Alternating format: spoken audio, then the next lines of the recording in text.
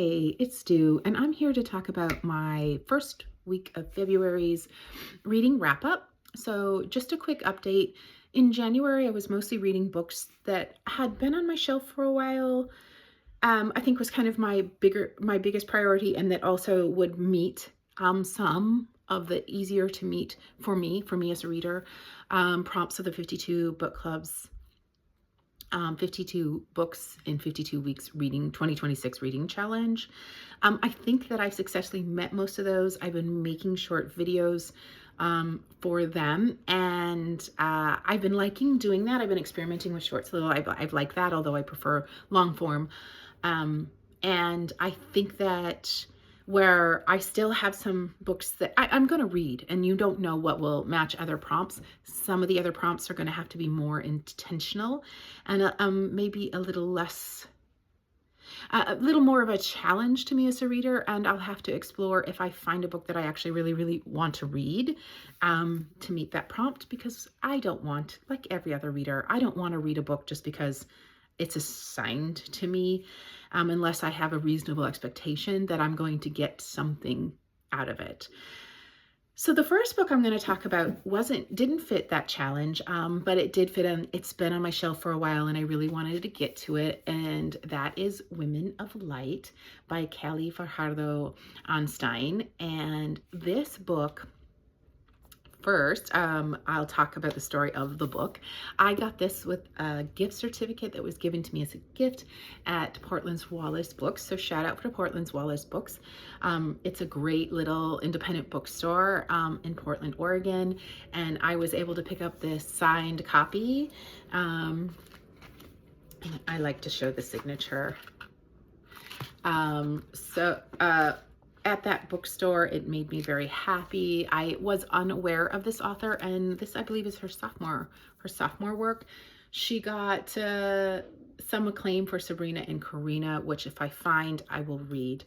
Women of Light follows a woman. Really, it's a domestic story of a woman named Luz, which, if you don't know, means light in Spanish.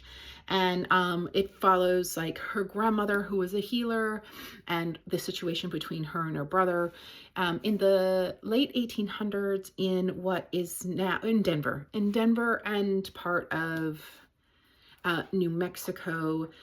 In a not distant history, the border of Mexico moved. The U.S. acquired a lot of what was then Mexico. And so it explores that as well. And I believe it's called The Lost Country in this book. It looks at, well, the challenges of being a woman in this time, but also those intersectional challenges of being a person whose border changed, and now you're an outsider in your insider country, and racism and access, and just the harsh reality of what it took to just survive, much less get ahead, but still the human resilience of having hopes and dreams. I liked this book. It was a story that I'm glad that I read, that I wanted to be told, and I think that Fajardo Einstein's writing is really, it's decent. However, it didn't grab me in a way that was really profound.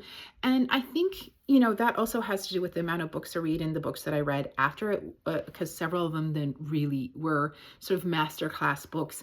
And I don't think mid would be a fair summary of this book. It just didn't grip me. And where I'm going to remember the story, the book, I don't know if I'll remember that much. I think I have someone whom I'd like to give this book to, and that's where it's going next. Next, we have Everything is Illuminated by Jonathan Safran Foer. I did this on audio. I'm glad that I did this on audio. I think I also am really glad that I had the physical, because of the experimental nature of Safran Foer's writing. It was really useful to have the visual cues to kind of follow what was going on. This book provoked a lot of strong emotion in me, and there are some parts of the book, some parts of the story, for instance, the parts which cover, and so content warnings, domestic violence, and then there's a part of the story where there's actual pedophilia, and it's framed in a way that's supposed to be humorous and also within the like context of male virility, so therefore it wasn't what it is. That made me furious. That actually made me not want to finish the book, and I expected better. And I understand that Jonathan Safran Foer is trying to take you to extremes to figure out what you'll handle, because in fact the reality of the Holocaust is amongst the most depraved moments of human depravity that there is. So I understand the intentionality there, and also I didn't approve. I also thought that the sort of like comedy around the accent, or the broken or not the English that was learned not from native speakers but from like sort of translators and like direct translation English, reminded me of like Balky or Fez, or like those 90s, this is early 2000s characters that were funny only in unsophisticated and somewhat racist, if not xenophobic ways. And I don't think it interrogated that much either. However, there were times it actually made me chuckle. I thought that some of the like mishaps of the language use was comical, albeit I still hold the criticism of like, making fun of the way someone talks. Yeah, it could and should be problematized. Getting at the depth of this book though, getting at where Jonathan Safran Foer, I believe, wanted it to go, which was straight to your heart and gut you, for sure. He did that. And from the title to what the title means, which I can't tell you because that would spoil to many of the scenes where we're to understand what survival really, really, really means, and think about what forgiveness and redemption and justice really is when everything's illuminated. It's a very powerful book. I'm glad that I read it. I'm somewhat curious about the adaptation, how someone would adapt this into film, and I wonder if the things that really bothered me about this story would show up in film, if they'd be edited out for more modern audiences, or what's going on there. So I might pick up the adaptation. Again, trigger warning, check the content warnings if you're going to endeavor into this book, if you haven't done so already. And I think between this and Extremely Loud and Incredibly Close, I think I liked Extremely Loud and Incredibly Close more, but this one, man, it's like, it will stick with me, and I'm going to give him that. Next came a book that, Beautyland by Marie-Hélène Bertino, where sort of the sharp humor actually really worked. And I found it deprecating in a way that wasn't incredibly problematic. And I found it worked. And I was so endeared to this main character, which really helped me get into this book. I had some expectations. I heard some reviewers really like this book, or say that there's, some substance to this book worth looking at. However, I wasn't expecting to like it as much as I did. So this would be like, of the, 60 some books I've read in the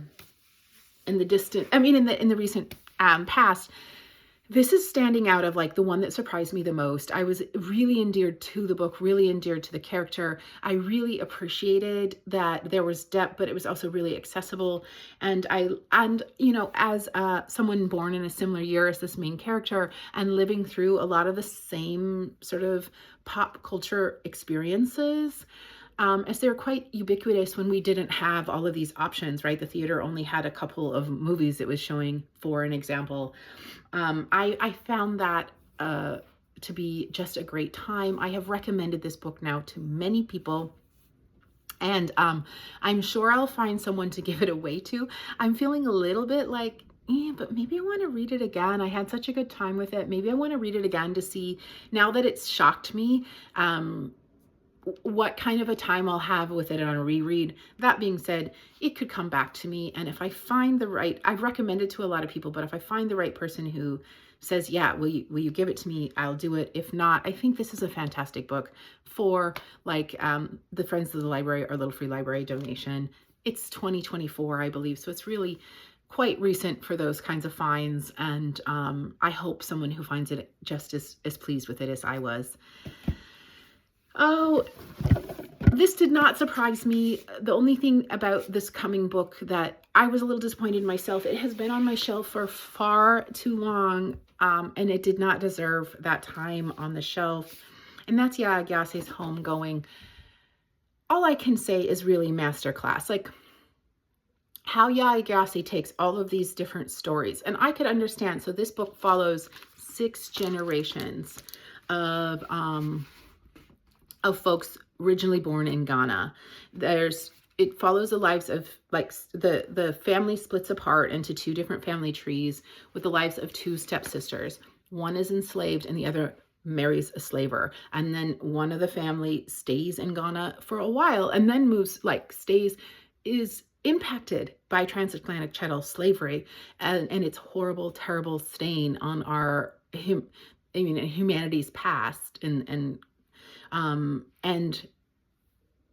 but in Ghana. And then the other, as the following of the lives and the generations through the enslaved people, the liberation, and then lives after inside of the United States. It all ends up kind of diverging in the United States. The generations end up, but then the homegoing is back to Ghana.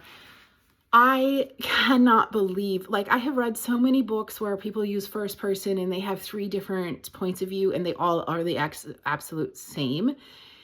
Yaa Gyasi told many stories. Like, there are many, I didn't count the number of characters, but as number of like main family lines that you are following there, that's how many different stories she told. So I can see how some people would call this like a series of short stories. I wouldn't call it that or not. This is absolutely a novel for me.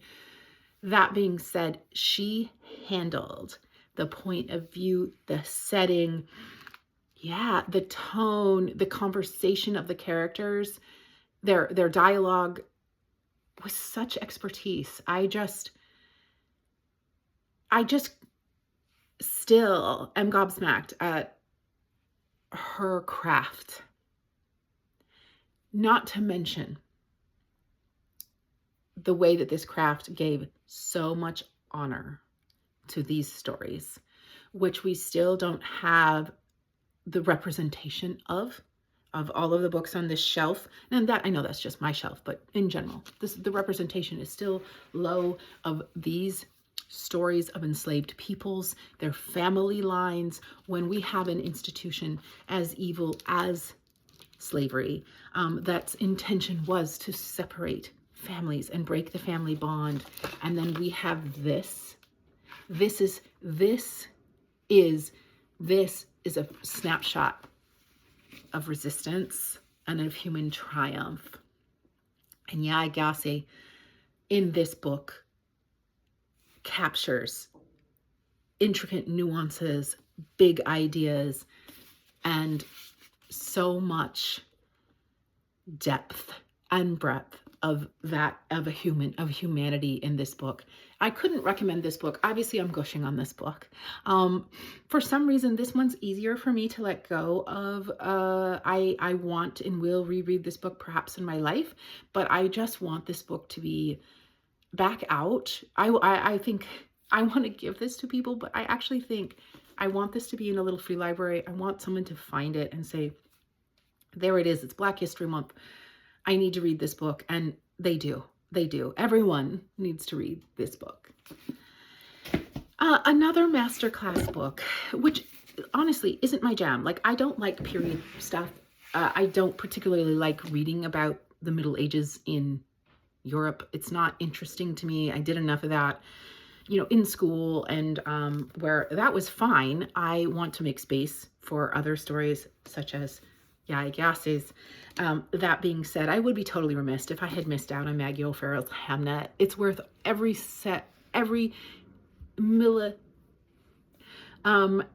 I don't know what measurement I'm trying to say, but it's worth every bit. millibit, every iota of hype for sure. I think the adaptation won't be for me either, but it's going to be great. So props to the adaptation as well. And I definitely was inspired by the adaptation to get this book read. I'm working on, one of the things that I'm working on as a reader is the Women's Prize for Fiction backlist, and this was a winner. So that's kind of checking that box for me as a reader. And I listened to it on audio. I was glad to have the physical as well. I found it extremely accessible. I found it so intricate. Maggie O'Farrell is very intricate and intimate, and you really, it's a character study for sure. Like the way in which she gets into characters and you really, you believe them, you are them, is absolutely, again, masterclass. Get amazing. So if you're like me and you're like, yeah, but Middle Ages, like period drama, because it's a period drama, isn't really for me, give this a try. Of course, what she does, and it's been talked about enough, what she does with the character of Shakespeare as telling the lives of everyone around him as they are important, right? And their names never being mentioned or not mentioned as much in sort of the collective memory. And the way that people are sort of like just written out of history or assumed to be unimportant, and how she just completely illuminates that through this telling, fantastic. Along with so many other decisions that she makes as a writer, really great. I also have her marriage portrait. I would have, I hauled them both because I knew that I wasn't going to be disappointed. Just the kind of people, the kind of reviewers who have given flowers to Maggie O'Farrell are the kind of folks that I trust. And I would have been even hesitant to read that, but after this, it's kind of been like, I can't wait. So yeah, this is going to my friends at the library donation. They have a section that's the book was better, and I'm really excited to put this there for the 5 minutes. It's going to sit there. It'll probably go out the door, and the same time I'm in there looking for my my books. Next, I read a young adult. So what had happened was, after all of that heavy reading, because there's a lot of heavy reading, heavy themes, depth of talent, that I was like, okay, I think I need a young adult, and let me go ahead and try. And I'm also reading series, so it's another thing that I'm doing. And I have the first two of this series. The third I don't have, and when I get done with this little review piece, I'm not that disappointed about it. And both of these I found in Little Free Library. So going back to the story of the book, I actually found the second one, the name I'm going to tell you because it's right here in this book, is A Gathering of Shadows. And I believe that's maybe going to follow more. Is her name Liz? I just read this. It's funny when you read a lot of books, you start to conflate names. I know the main character of this book is Kelly, and then the female protagonist, I believe, is Liz. Let me not digress too much, though. I found The Gathering of Shadows in a Little Free Library in Portland, Oregon. And it was one of those, like, it was starting to really rain, and this Little Free Library was taking on water. And I decided to not put a book in it for that reason, but to take that book, and then kind of, I didn't know, fantasy really isn't for me, but let me give it a try. And then I said, oh, it's book number 2. Let me see if I can get the moisture out of it and find, if book number 1 comes around, great, I'll give them a try. Otherwise, I'll put them back into a Little Free Library here locally together. They've now sat on my shelf for almost a year, under a year, and I decided, okay, hyped enough that I'm at least curious. I liked the concept. I liked the worlds of there are 4 Londons, a white, a red, a gray, and a black. And they don't go in that order, but it's okay. That's just the order I remembered. As I said, there are 2 main protagonists. There were several problematic parts of this book One being the constant leering, jeering,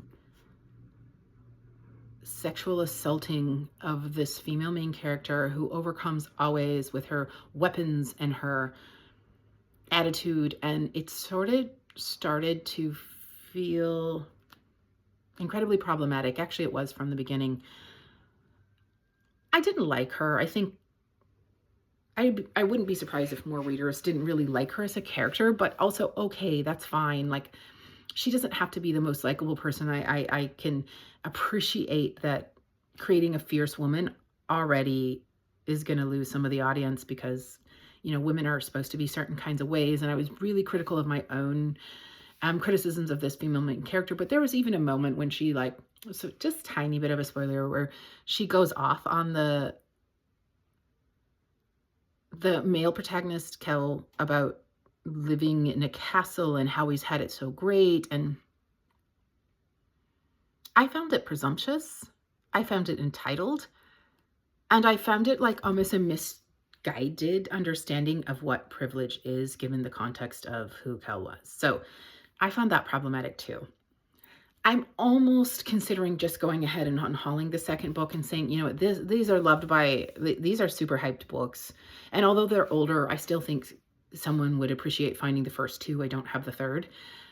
So we'll see. I'll think on it a little bit more if I want to read the second one, or at least read into it a little and see if some of those, if E. Schwab has like worked out some of those problematic things, or if it's just going to kind of continue in that vein. Again, yeah, I think they were distracting enough for me to say, like, okay, writer, decent story, but some more problems that that distracted me from the things that I could say that I liked about the book. Next, I read a really, really, really heavy and incredibly difficult to read book, which was The Yellow Wife by Sadika Johnson. This is an historical fiction, and I really think I want to give flowers to Sadika Johnson for really nailing historical fiction. It's not necessarily my genre, but I thought she did a great job. Her author's note is generally the author's note for me is incredibly important when I'm endeavoring into historical fiction. I want to know sort of where they're getting their references, where the story came from. And I really definitely appreciated the author's note for this. It really helped contextualize the story for me. Again, it's incredibly brutal, not without triumph and not without really a focus on human resistance and human love. But there's a lot of brutality in this book. As this, you know, covers the Yellow Wife is an enslaved woman's, she's a mistress of a white jailer.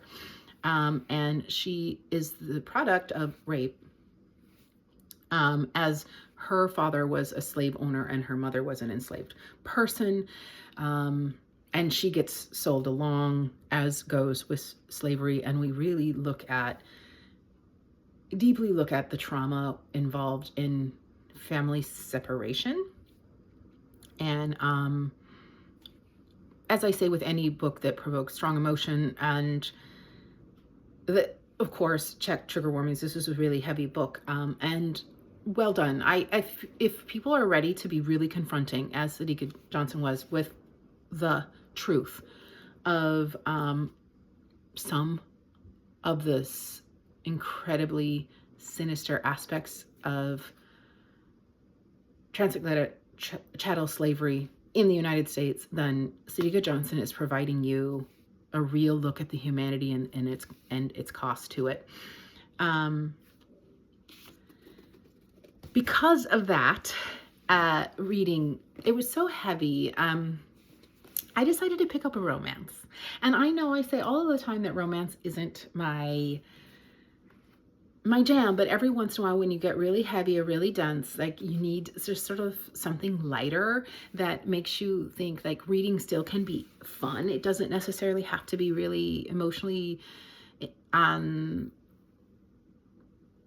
impactful. Like I can't even say draining, but however, when you really are confronting brutality, even there's some emotional drain. And so I decided to pick up Jasmine Gulrai's Flirting Lessons. I got this out of a little free library when I got it, and somewhat recently when I got it. I'm like, how dare I take a romance? However, I do feel and still feel like I'm halfway through it, if not more. And it's just a great time. I'm having a great time. And yeah, let me rephrase. I think sapphic romance, I'm not into, but I'm not into. And I think that was like, that is the qualifier that makes a difference. Maybe those just like heteronormative tropes I just can't get over, and that are inside of the romance genre. And I'm just having a great time with this. I like the characters. I find some of their struggles a bit trite, but isn't it nice to have trite human struggles?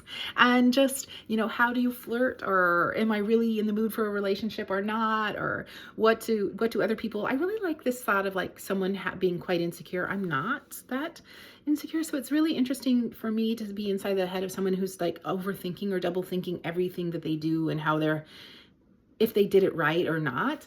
So there's a little bit of that in one of these characters that I appreciate. And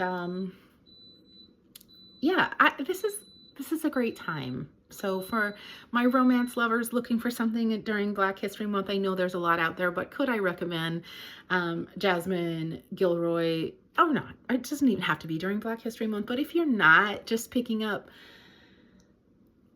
if you don't have a lot of representation in your romance, here's one of the ways you can get some representation into your romance, and I'm having a great time with it. So that's it. Those are the books that I had to talk about today. See why I like long form. I like to talk a lot about books, and I read a lot of books. So until next time.